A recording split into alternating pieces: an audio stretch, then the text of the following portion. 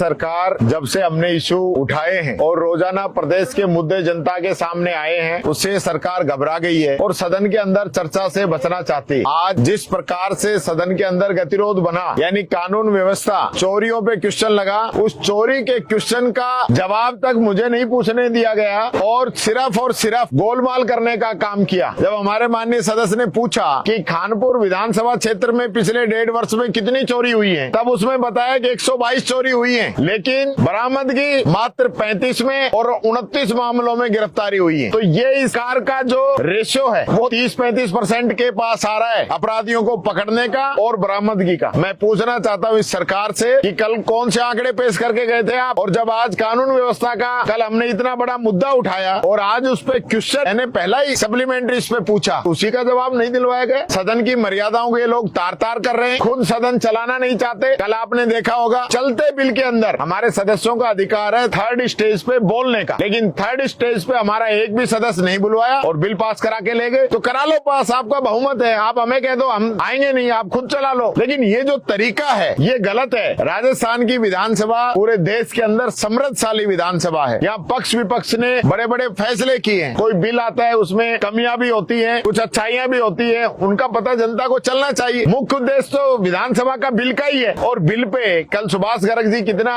अच्छी उसके बारे में बता रहे थे, आपने उनको बोलने से रोक दिया। हमारे सदस्य बोलते 6, उनको बोलने से रोक दिया। ये तरीका इस सरकार का गलत है। हम सप्लीमेंट्री पूछते हैं तो उसको बोलने से रोक दिया जाता है। तो ये हमारी आवाज को बंद करना चाहते हैं। हमने पहले ही कहा था, माइक ये हमारा बंद कर रहे हैं, बोलने का मौका ये हमें नहीं दे रहे हैं। बोलते हैं तो उनका जवाब नहीं आता है। स्पीकर साहब इन मंत्रियों को बचाना चाहते हैं, मंत्री जवाब नहीं दे पाते। ये स्थिति सरकार की बन चुकी है।